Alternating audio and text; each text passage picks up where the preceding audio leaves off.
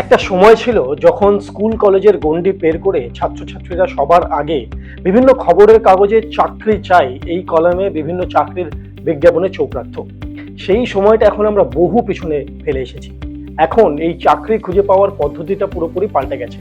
আমরা পুরোপুরিভাবে নির্ভরশীল হয়ে পড়েছি সোশ্যাল মিডিয়া বা ডিজিটাল মিডিয়া বা বিভিন্ন অনলাইন পোর্টালের উপর এই চাকরি পাওয়ার সন্ধানের জন্য। এবং যেভাবে আমরা চাকরি খোঁজার পদ্ধতিকে পাল্টেছি, চাকরিতে নিয়োগ করার শর্ত বা পদ্ধতিও কিন্তু পাল্টেছে ইন্টারভিউ নেওয়ার প্রসেস, এবং সেই ইন্টারভিউতে কি ধরনের প্রশ্ন করা হবে সেগুলোও বদলেছে।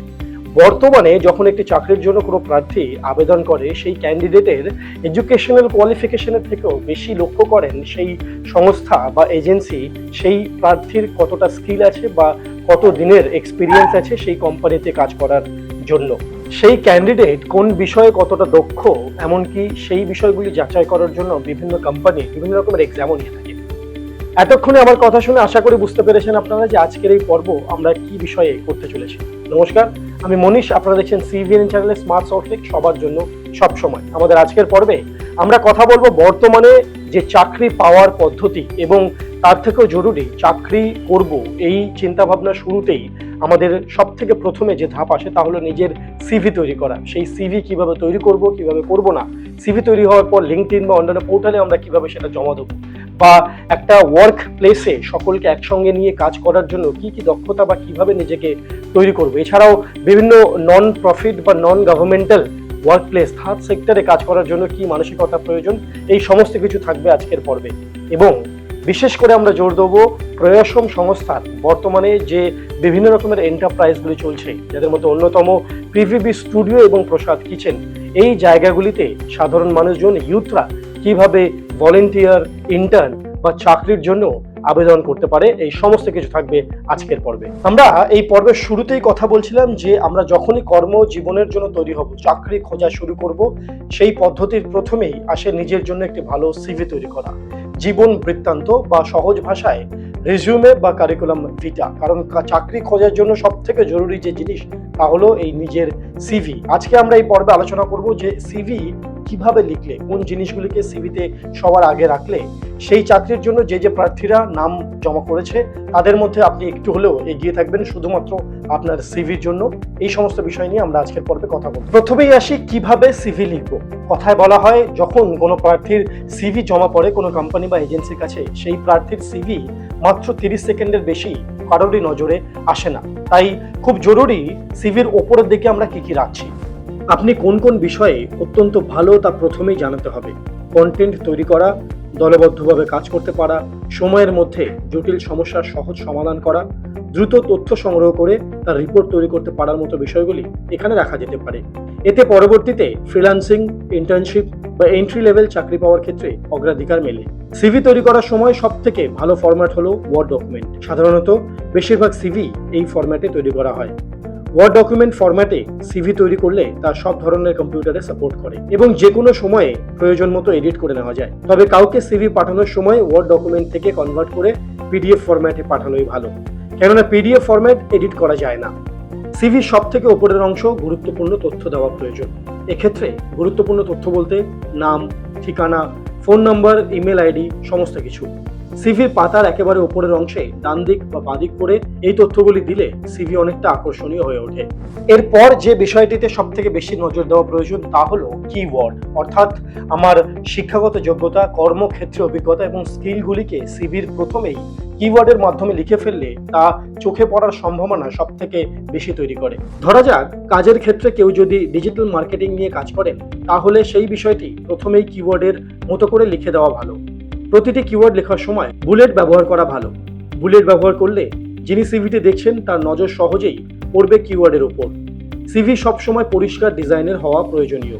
পরিষ্কার, সহজ এবং সাধারণ ডিজাইন ব্যবহার করেই সিভি তৈরি করা অত্যন্ত গুরুত্বপূর্ণ। যারা ফ্রেশার অর্থাৎ নতুন চাকরি খুঁজছেন তাদের জন্য এক পাতার সিভি যথেষ্ট। কথা বলতে পারা, দলবদ্ধভাবে কাজ করা, জটিল বিষয়ে সহজ সমাধান করে নেওয়ার মতো সফট স্কিলের উল্লেখ করা প্রয়োজন আপনার সিভিতে। তাই সিভিতে নিজের দক্ষতার কথা অবশ্যই জানাতে হবে।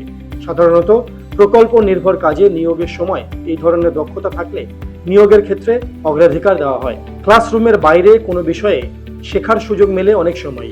সেক্ষেত্রে আপনি কি কি শিখলেন তা জানানো বাঞ্ছনীয়। যেমন ধরা যাক আপনি ট্রেকিংয়ে গিয়ে নেতৃত্ব দিয়েছিলেন, এনসিসি জানেন, স্বেচ্ছাসেবী সংস্থার ভলেন্টিয়ার হিসেবে কাজ করেছেন, এই সমস্ত কিছু। এইবার আসি সিভিতে কি কি লিখতে পারবো না আমরা। আপনার সিভিতে সব সময় স্পেলিং, গ্রামার বা অন্যান্য ইনফরমেশন লেখার সময় যেন কোনো ভুল না হয়। অপ্রয়োজনীয় তথ্য সিভিতে না দেওয়াই ভালো। সিভিতে কখনো কোনো রকম ব্যক্তি বা প্রতিষ্ঠানের নাম রেফারেন্স হিসাবে ব্যবহার করা উচিত নয়। কোনো রকম ভুল তথ্য বা মিথ্যা তথ্য দেওয়া একেবারেই ঠিক নয়। অনেকেই বন্ধু বান্ধবদের থেকে সিভি চেয়ে নিয়ে তা হুবহু নকল করেন, এটা একেবারেই এড়িয়ে চলা উচিত। সিভিতে নিজের পেশাদার জীবনের কথা থাকে, ফলে অন্যের ফরম্যাটে সিভি বানালে আপনার ক্ষেত্রে তা অপ্রাসঙ্গিক হয়ে পড়তে পারে। অপ্রাসঙ্গিক তথ্য দিয়ে সিভির পাতা ভরানো একেবারেই উচিত নয়।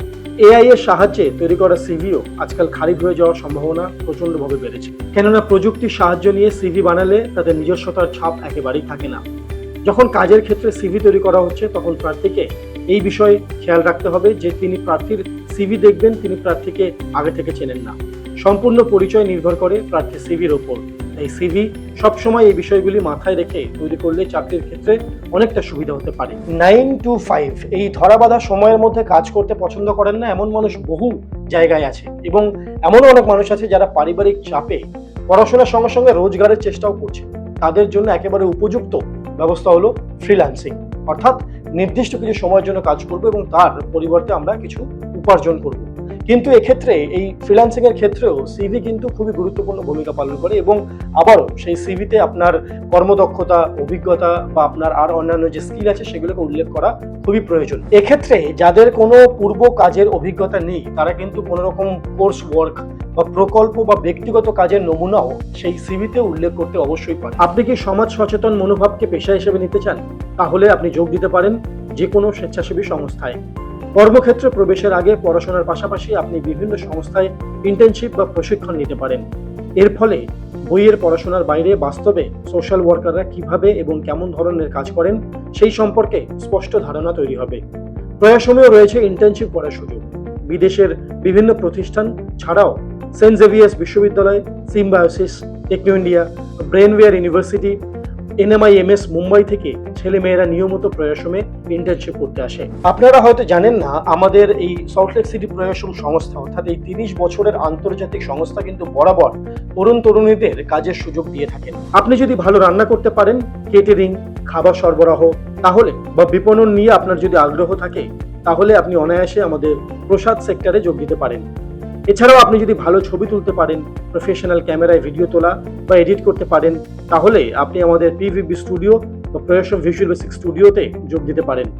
সব ক্ষেত্রেই এখানে নতুনদের কাজের সুযোগ রয়েছে। প্রয়োজন মাফিক নতুনদের প্রশিক্ষণ দেওয়া হয়, তবে প্রথমে দেখে নেওয়া হয় আবেদনকারী সবাইকে নিয়ে কাজ করার মানসিকতা কতটা রয়েছে, অর্থাৎ দলগতভাবে তিনি কতটা কাজ করতে পারেন। বর্তমান সময়ে চাকরির বাজারে অভিজ্ঞ এবং অনভিজ্ঞ অর্থাৎ এক্সপিরিয়েন্সড এবং ইনএক্সপিরিয়েন্সড মিলিয়ে হাজার হাজার লাখ লাখ চাকরি প্রার্থী ঘুরে বেড়াচ্ছে।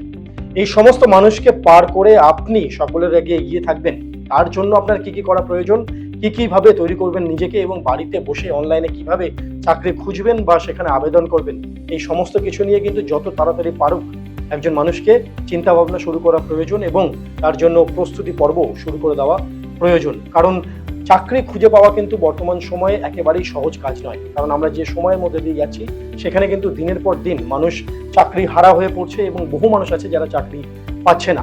নিজের মনের মতো একটি প্রতিষ্ঠানে চাকরি খুঁজে পাওয়ার জন্য কিন্তু একজনকে অনেক বেশি সময় লাগাতে হয় সেই চাকরি খোঁজার পেছনে, এবং তার সঙ্গে দরকার আন্তরিক প্রচেষ্টা, এবং এই দুটেই পাওয়া যাবে যখন আপনি একটি সুন্দর পরিকল্পনার সঙ্গে এগিয়ে চলবেন। আমাদের আজকের পর্ব আমরা এখানেই শেষ করব। আশা করি এই পর্ব আপনাদের ভালো লাগলো।